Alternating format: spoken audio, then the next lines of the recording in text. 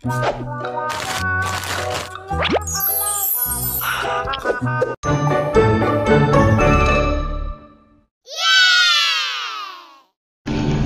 kala di suatu desa terpencil, tinggal sepasang kakek dan nenek yang sangat miskin.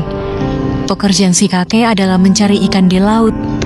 Meski hampir setiap hari kakek pergi menjala ikan, namun hasil yang didapat hanya cukup untuk makan sehari-hari saja. Bahkan tidak jarang si kakek hanya pulang dengan tangan hampa. Namun itu dijalani si kakek dengan sangat sabar.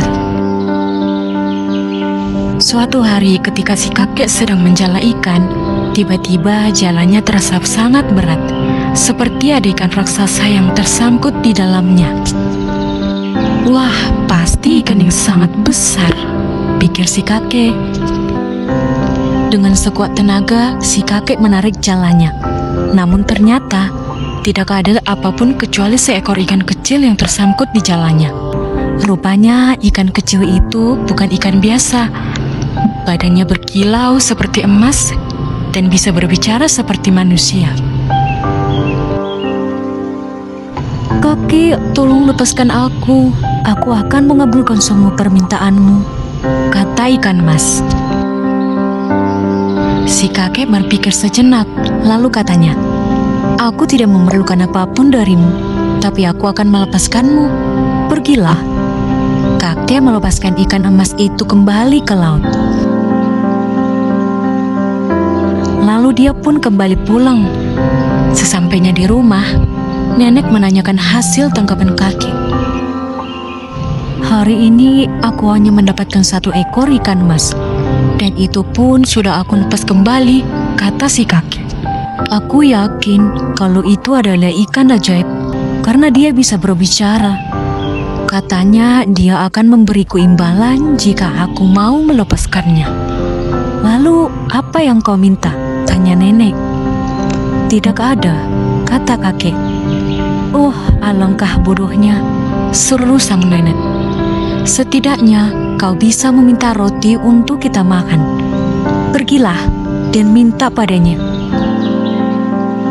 "Wahai ikan emas ajaib, datanglah kemari. Kabulkanlah keinginan kami." Tiba-tiba si ikan emas datang di permukaan laut. "Apa yang kau inginkan, kek?" katanya. "Istriku marah padaku. Berikan aku roti untuk makan malam, maka dia akan memaafkanku," pinta si kakek. "Pulanglah, kek. Aku telah mengirimkan roti yang banyak ke rumahmu," kata si ikan. Maka pulanglah si kakek. Setibanya di rumah, didapatinya meja makan telah penuh dengan roti. Tapi istrinya masih tampak marah padanya. Katanya, "Kita telah punya banyak roti, tapi meja kita rusak. Aku tidak bisa meletakkan roti di meja ini," kata sang nenek. "Pergilah kembali ke laut dan mintalah ikan ajaib memberikan kita meja yang baru," kata nenek. Terpaksa si kakek kembali ke tepi laut dan berseru, "Wahai ikan emas ajaib, datanglah kemari, kabulkanlah keinginan kami." "Ups," ikan emas muncul. "Apalagi yang kau inginkan, kek?" "Nenek menyuruhku memintamu agar memberikan kami meja yang baru," pinta kakek. "Baiklah," kata ikan. "Kau boleh memiliki meja baru juga," kata sang ikan. Si kakek pun kembali pulang. Belum lagi menginjak halaman, si nenek sudah menghadangnya. "Pergilah lagi, mintalah pada si ikan emas untuk membuatkan kita sebuah rumah baru.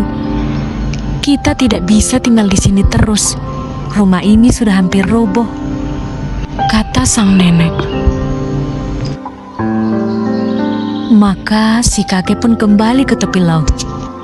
"Wahai ikan emas ajaib, datanglah kemari, kabulkanlah keinginan kami." Dalam sekejap, ikan emas itu muncul di hadapan si kakek. "Apa yang kau inginkan lagi, kakek?" kata sang ikan. buatkanlah kami rumah baru. Istriku sangat marah. Dia tidak ingin lagi tinggal di rumah kami yang lama, karena rumah itu sudah hampir roboh. Tenanglah, Kek. Pulanglah. Keinginanmu sudah kukabulkan. Kakek pun pulang. Sesampainya di rumah, dilihatnya bahwa rumahnya telah menjadi baru. Rumah yang indah dan terbuat dari kayu yang kuat. Dan di depan pintu rumah itu, nenek sedang menunggunya dengan wajah yang tampak marah. Jauh lebih marah dari sebelumnya. Dasar kakek bodoh, jangan kira aku akan merasa puas hanya dengan membuatkanku rumah baru ini. Pergilah kembali dan mintalah pada ikan emas itu bahwa aku tidak mau menjadi istri nelayan. Aku ingin menjadi nyonya bangsawan, sehingga orang lain akan menuruti keinginanku dan menghormatiku. Untuk kesekian kalinya si kakek kembali ke tepi laut. Wahai ikan emas, datanglah kemari. Kabulkanlah keinginan kami. Dalam sekejap, ikan emas itu muncul di hadapan si kakek. Apa yang kau inginkan lagi, kakek? Istriku tidak bisa membuatku tenang. Dia bahkan semakin marah. Katanya dia sudah lelah menjadi istri nelayan dan ingin menjadi nyonya bangsawan. Baiklah, kakek, pulanglah. Keinginanmu sudah kukabulkan, kata ikan emas.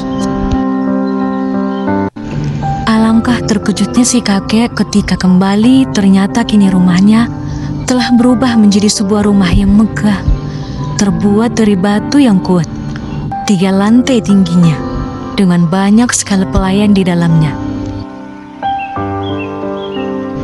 Si kakek melihat istrinya sedang duduk di sebuah kursi tinggi, sibuk memberi perintah kepada para pelayan. Halo istriku, sapa si kakek. Betapa tidak sopannya, kata si nenek. Berani sekali kau mengaku sebagai suamiku. Pelayan, bawa dia ke gudang dan beri dia 40 cambukan.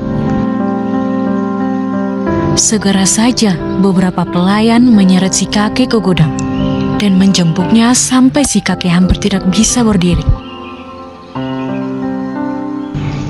Hari berikutnya, istrinya memerintahkan kakek untuk bekerja sebagai tukang kebun. Tugasnya adalah menyapu halaman dan merawat kebun. Dasar perempuan jahat, pikir si kakek. Aku sudah memberikan dia keberuntungan, tapi dia bahkan tidak mau mengakuiku sebagai suaminya. Lama-kelamaan si nenek bosan menjadi nyonya bangsawan. Maka dia kembali memanggil si kakek. Hai lelaki tua, pergilah kembali kepada ikan emasmu dan katakan ini kepadanya. Aku tidak mau lagi menjadi nyonya bangsawan. Aku mau menjadi ratu. Maka kembalilah si kakek ke tepi laut dan berseru, wahai ikan emas ajaib, datanglah kemari. Kabulkanlah keinginan kami. Dalam sekejap, ikan emas itu muncul lagi di hadapan si kakek. Apa yang kau inginkan lagi, kakek? Istriku semakin keterlaluan. Dia tidak ingin lagi menjadi nyonya bangsawan, tapi ingin menjadi ratu.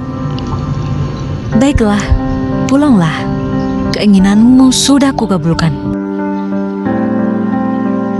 Sesampainya kakek di tempat yang dulu rumahnya berdiri, kini tampak olehnya sebuah istana beratap emas dengan para penjaga berlalu lalang.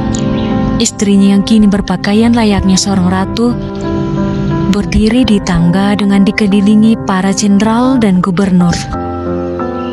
Setelah sekian lama, si nenek kembali bosan menjadi ratu. Maka dia memerintahkan para jenderal untuk menemukan si kakek dan membawanya ke hadapannya. Seluruh istana sibuk mencari si kakek. Akhirnya mereka menemukan kakek di kebun dan membawanya menghadap ratu. Dengar lelaki tua, kau harus pergi menemui ikan emasmu.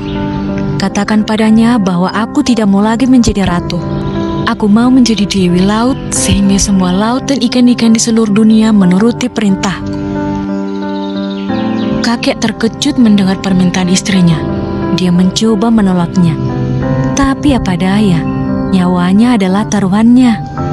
Maka dia terpaksa kembali ke laut. Wahai ikan emas ajaib, datanglah kemari, kabulkanlah keinginan kami. Kali ini si ikan emas tidak muncul di hadapannya. Kakek mencoba memanggil lagi, namun si ikan emas tetap tidak mau muncul di hadapannya. Dia mencoba memanggil untuk ketiga kalinya. Tiba-tiba laut mulai bergolak dan bergemuruh. Dan ketika mulai mereda, muncullah si ikan emas. Apa yang kau inginkan lagi, kakek? Istriku benar-benar sudah menjadi gila, kata kakek. Dia tidak mau lagi menjadi ratu, tapi ingin menjadi dewi laut yang bisa mengatur lautan dan memerintah semua ikan. Si ikan emas terdiam dan tanpa mengatakan apapun, dia kembali menghilang ke dalam laut. Si kakek pun terpaksa kembali pulang. Dia hampir tidak percaya pada apa penglihatannya. Ketika menyadari bahwa istana yang megah dan semua isinya telah hilang. Kini di tempat itu berdiri sebuah gubuk reot yang dulu ditinggalinya. Dan di dalamnya duduklah si nenek dengan pakaiannya yang compang-camping. Mereka kembali hidup seperti dulu. Kakek kembali melaut. Namun seberapa kerasnya pun dia bekerja, hasil yang didapat hanya cukup untuk makan sehari-hari mereka saja. Dari cerita ini kita belajar bahwa sifat serakah akan mendatangkan keburukan kepada kita. Jadi jauhilah sifat serakah agar kita hidup dengan damai dan jauh dari keburukan. Sekian cerita hari ini. Jangan lupa di subscribe agar Mimin tetap semangat untuk membuat cerita berikutnya. Dadah.